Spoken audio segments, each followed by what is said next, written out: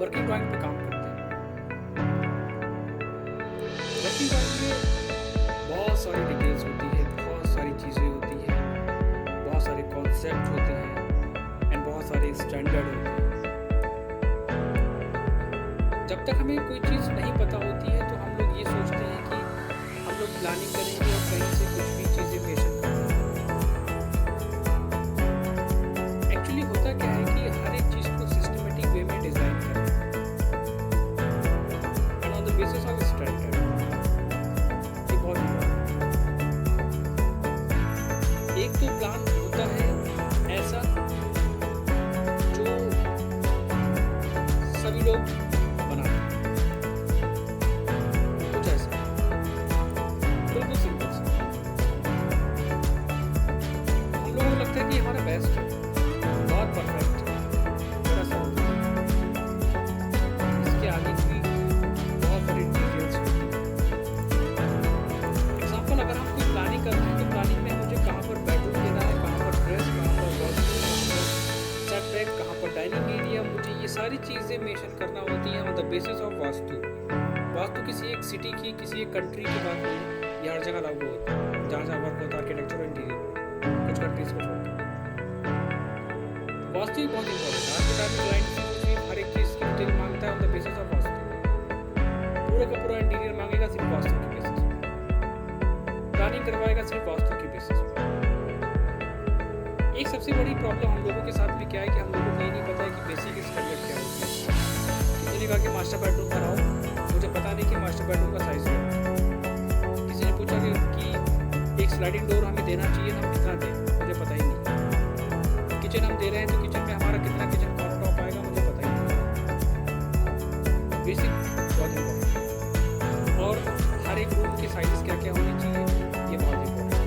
Any idea आप दोनों में से किसी को कोई भी आइडिया कि हम लोग क्या स्टैंडर्ड दे सकते हैं? कोई भी एक्सप्लेन कर मुझे। बेडरूम्स के, किचन के, वॉशरूम के 10x12। किसका बेडरूम का? ठीक है, ये क्यों ले सकते हैं? किसकी बेसिस पे, क्यों?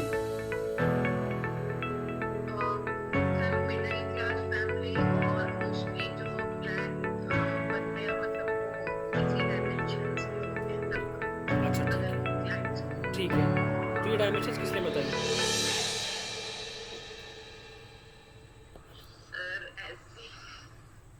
मैं वही बेस पे तो जाना चाह रहा हूँ। आखिरी किसने बताया? कहाँ से आया ये?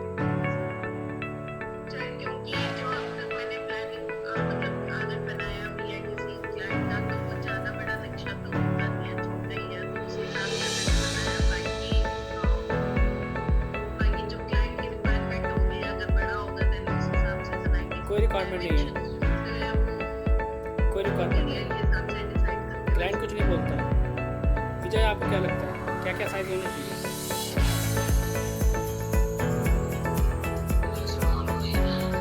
कोई बात नहीं, कोई दिक्कत नहीं। तो ये आपने कहा कि 10x12, 10x12 कहाँ से आया, किस जगह से आया, किस शहर से आया, मुझे बताओ। कॉलेज वाले ने बताया, सर ने बताया, टीचर ने बताया, कौन पढ़ाया? किसी ने तो पढ़ाई होगा।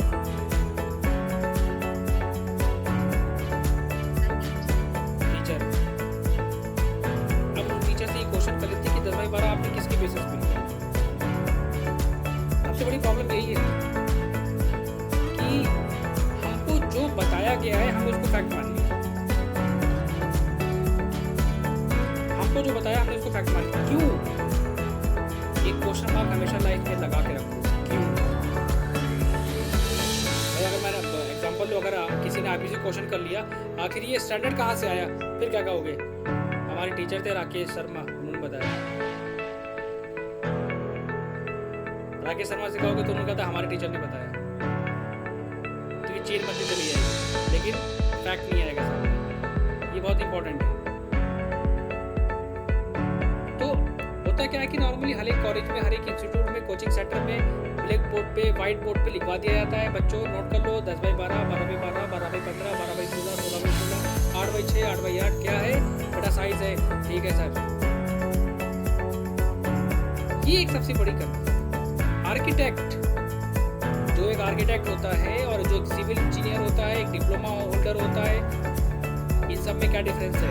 यही डिफरेंस है कि एक आर्किटेक्ट इन सारी चीज़ों को, पूरी थ्योरेटिकल चीज़ों को पढ़ता है 5 साल, लॉ पढ़ता है, रूल्स रेगुलेशंस पढ़ता है।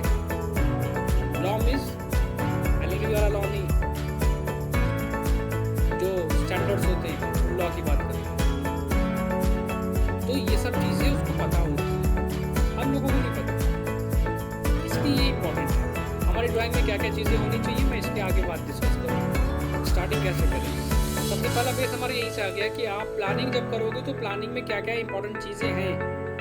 सेटबैक क्या होता है, पैसेज क्या होता है, कहाँ पर हमें ओटीएस देना चाहिए, क्यों देना चाहिए, ड्राइंग रूम किचन के पास होता है तो क्यों होता है, लॉन दे रहे हैं तो क्यों दे रहे हैं।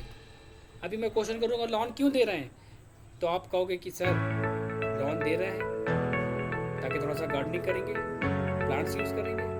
ये कोई लॉजिक नहीं। इन सब की चीजें, ये जो पॉइंट्स हैं, ये सारे के सारे पॉइंट्स हमारे डिपेंड करते हैं किसके ऊपर? Building bylaws.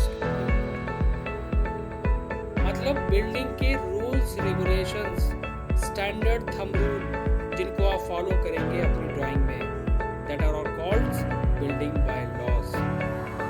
हर एक चीज के अलग अलग होते हैं, आपको मिल जाएंगे। अब वो क्या होते हैं, बहुत इंपॉर्टेंट है, ध्यान से समझना। What are building bylaws? Building bylaws serves as essential legal instruments employed to govern and control various aspects of construction, including parameters such as building coverage, height, the extent of construction, and architectural.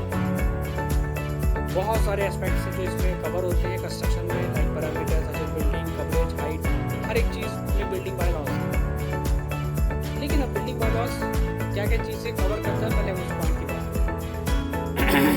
सबसे पहला point हमारा आता है कि की aspects government by building bylaws.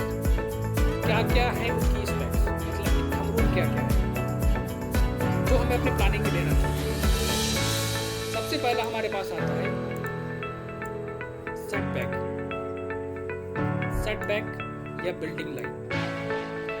Building by law indicate the minimum open space required in front of building facing the road, known as the setback या building line.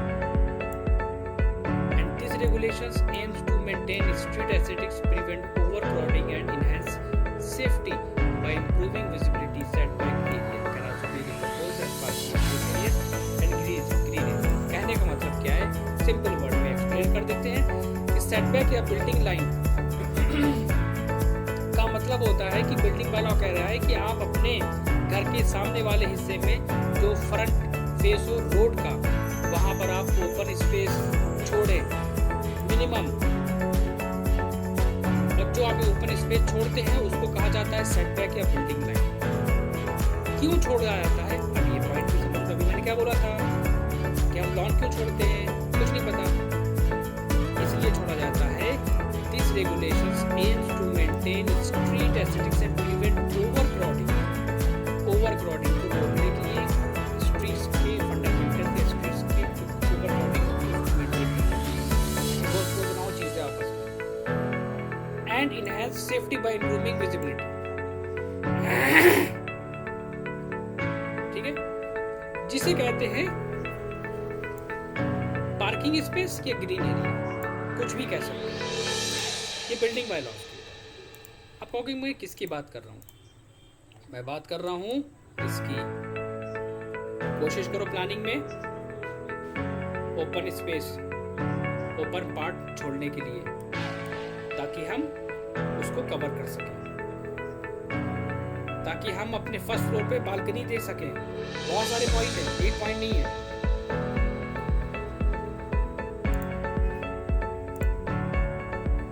इसी में मिलेगा हमें size of room. Building bylaw कहता है, building bylaw stipulate minimum room size to ensure adequate space for health and proper ventilation. आपके जो room के साइजेस हैं वो प्रॉपर वे में होने चाहिए, मिनिमम रूम साइजेस आपको देने चाहिए। for health and proper ventilation scheme. Different types of room have specific size requirement. अब ये कंडीशंस है कि भाई अलग अलग रूम के जो साइजेस होंगे, जो रिक्वायरमेंट्स होगी, आप उनके हिसाब से दें। लेकिन दो, प्रमोटिंग कंफर्टेबल लिविंग कंडीशन, इसलिए हर एक रूम के साइज बहुत सोच समझ के देना। पॉइंट नंबर 2 याद रखना, दोनों लोग आज मैं जो एक्सप्लेन कर रहा हूँ वो सिर्फ मैं एक्सप्लेन नहीं कर रहा हूँ, आने वाले टास्क में अगर किसी की भी गलती आएगी तो उस क्लास से आउट करें। अभी एक बच्ची में क्लास लगा चुका हूँ कि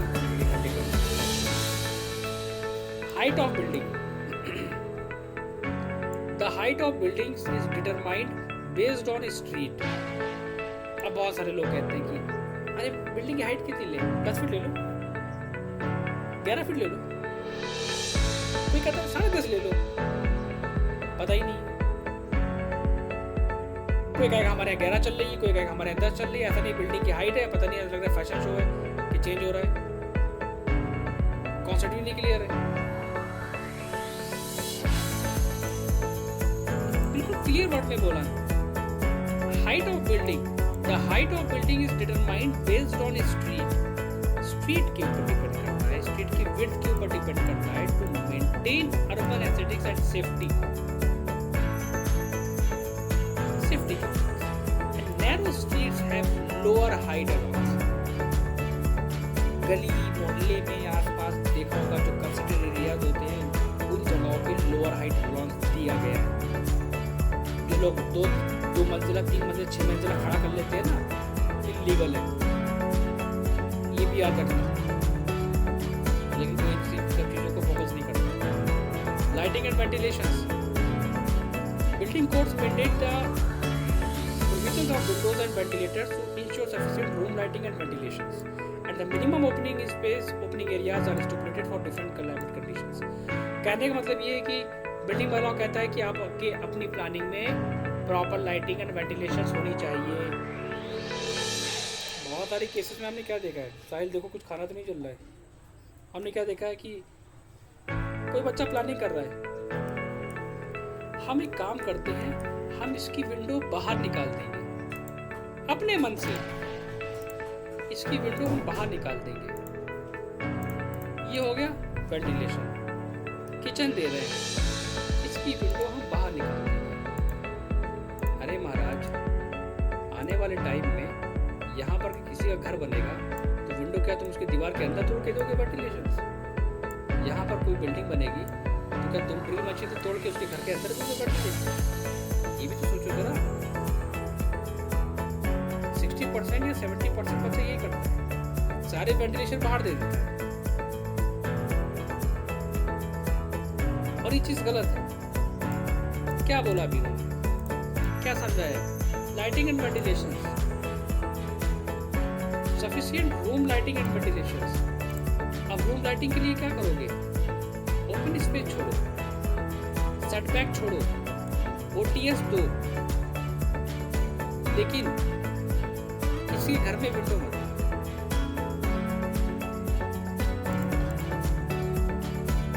water supply and sanitary provisions होने चाहिए। जैसे कि आप क्या बना रहे हो, वॉशरूम, आपके वॉशरूम में water supply and tap, sink, water closet and wash basis based on the types of building, ये सारी चीजें प्रॉपर वे में होनी चाहिए। स्ट्रक्चरल ड्राइंग, अगर आप एक स्ट्रक्चर इंजीनियर हो तो आपको ये फॉलो करना पड़ेगा। बिल्डिंग बाय लॉ बहुत इंपॉर्टेंट है, इसके बेसिस पे काम करना है। What aspect to building bylaw cover, क्या क्या वो चीजें कवर करता है?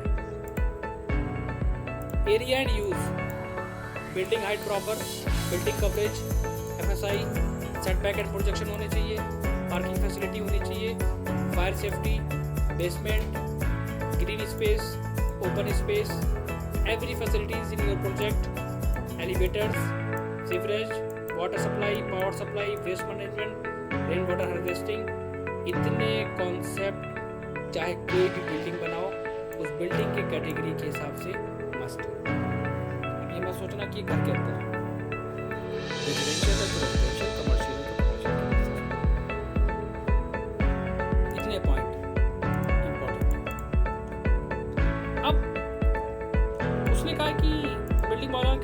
आप एक काम करो, आपको नहीं पता ना कि साइज क्या होनी चाहिए, कोई बात नहीं। उसने कहा है कि standard room size on the basis of building plan. आप कंफ्यूज मत। उन्होंने पहला पॉइंट बोला, drawing room should be located in the middle of the building. अब बहुत सारे बच्चों प्लेस करते हैं ड्राइंग रूम को मिडिल, क्यों नहीं पता। वो यहाँ से बेस स्ट्रॉन्ग करो and should be connected to the front veranda and dining place. It should be well lighted and ventilated. And the standard size of drawing room we can follow like 14 to 16, 18 to 24. उसने ये कहा है कि इस size के अंदर ले सकते हैं। दिमाग के मशीन चलने शुरू हो गई कि 14 से 16 फीट तक क्या पता एरिया कम हो, 18 से 24 क्या पता एरिया ज़्यादा हो। एक लिमिट दी है, इसके अंदर फॉलो करो। Bedrooms should be located that they are well ventilated and the same time provide privacy. Bedroom को मेंशन करते वक्त सोचना पड़ता है कि प्राइवेसी हमारी मेंटेन हो रही है या नहीं हो रही है, इफेक्ट तो नहीं हो रही है, कोई नहीं सोचता। Generally, they should be located on the side of the building, so that at least one wall exposed for good ventilation and lighting. Standard size of bedroom we can use 10 to 12 and 14 to 16. इसके अंदर guest room clear हो रहा है। Guest room should be well lighted and ventilated and it should be located on the side of the building. कहाँ पर देना है ये भी बोल दिया उन्होंने। And generally by the side of the building drawing room, standard size of the guest room कितना होना चाहिए 10 से 12 और आप इसको लेके जा सकते हो कितना 6 से 10 वरांडा के साथ अटैच करके साइज बढ़ा सकते हो, कोई इशू नहीं है इसमें। Office room Office room should be on the side of the front veranda and disconnected from other room. Sometimes an office room serves the purpose of guest room and vice versa. Standard size of office room we can use approx 10 to 12. Office room वगैरह हम 10 से 12 feet के बीच में use कर सकते हैं। इन्होंने हमको बताया है कि आप डाइनिंग एरिया में कंफ्यूज मत होइए। आप डाइनिंग एरिया के साइज हमारे Dining room should be provided in the rear of the drawing room या living room and near the kitchen. देखा कोई बात आ गई? The size अब यहाँ पर साइज इन्होंने मेंशन कर दिया अलग-अलग साइज देखिए। Kitchen, store room, pantry, bathroom, WC हर चीज़ को देखिए और स्मॉल, मीडियम, लार्ज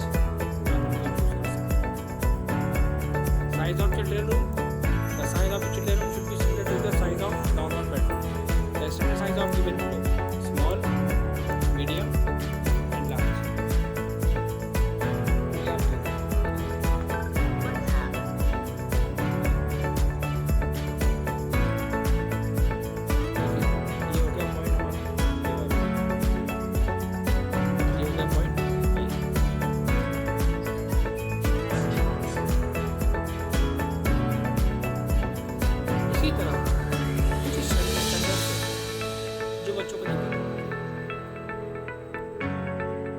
क्या होता है? Plinth height may be 300 mm to 600 mm. जो plinth है उसकी height 300 to 600 mm है, 450 mm is more common. हम उसको 450 तक यूज कर सकते हैं। एक पॉइंट स्टैंडर्ड देश ceiling height, yeah, that is headroom. For main room of the residential building should be 3000 mm to 3600 mm. And for bathroom and WC, the ceiling height may be 2000 mm to 2750 mm. entrance door of a residential building should be in diagram also. Other doors should have a minimum width of 900 mm and a height of 2000 mm. Door of the garage are 25, 23, and for WC and bathroom are 600 mm, 750. ठीक? The size of the window depend on the total area of the windows opening required. ये आपकी opening के ऊपर required के ऊपर depend करेगा कि कितनी ओपनिंग आपके पास है उसके बेसिस पे। किसी को नहीं पता होता स्टेयर्स के बारे में। Rise in residential building 130 mm to 190 mm. Residential building. Rise in office building 125 mm to 150 mm और उसकी गोइंग होगी 275 mm, 350 for public building. Thickness of RCC lintel beam 100 mm to 250 mm and 150 mm is more common. Thickness of RCC slab is 100 mm but to 150 mm and 100 mm is more common. तो आप 150 तक common लेके चल सकते हैं। And the of sun shade 25 mm to 50 mm. Sunshade projection through 450 mm या 500 mm beyond the facing of external wall. Parapet. The height of parapet wall should not be less than 0.6 meter and not more than 1.2 meter above the finished floor level. Basic. किसकी बात कर रहा है ये? Roof जहाँ ख़त्म हो रही है वहाँ से 0.6 to 1.2 लेके चलो।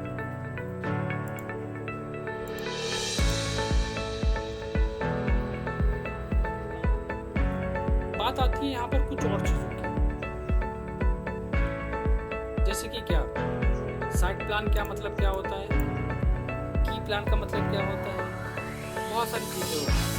भाई वर्किंग ड्राइंग बना रहे हो तो वर्किंग ड्राइंग में आपको हर एक चीज़ मेंशन करना पड़ेगा।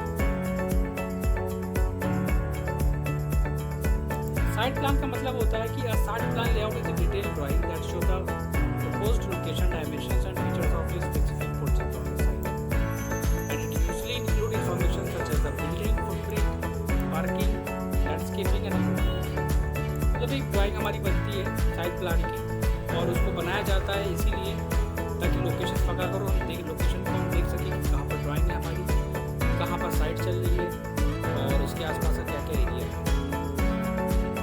मतलब क्या हुआ ये भी एक बात और याद रखना। The purpose of the site plan is to exactly locate the property with reference to the existing property और फ्लो डायरेक्शन क्या दिखाता है। Site plan also show the land boundary, margin, construction area, street, buildings on adjacent land. The boundary area of ownership is highlighted by HT. मतलब कहने का मतलब क्या है, मैं अगर सिंपल वर्ड में एक्सप्लेन करूँ तो हमारा जो साइट प्लान है वो साइट प्लान हमारा कैसा बनता है, कुछ इस टाइप का बनता है हमारा साइट प्लान।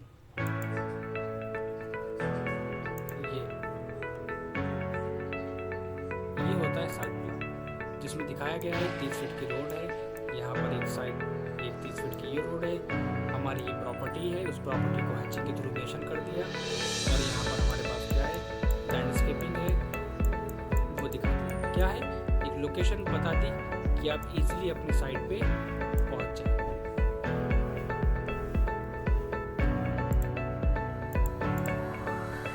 इसी की तरह होता है की प्लान।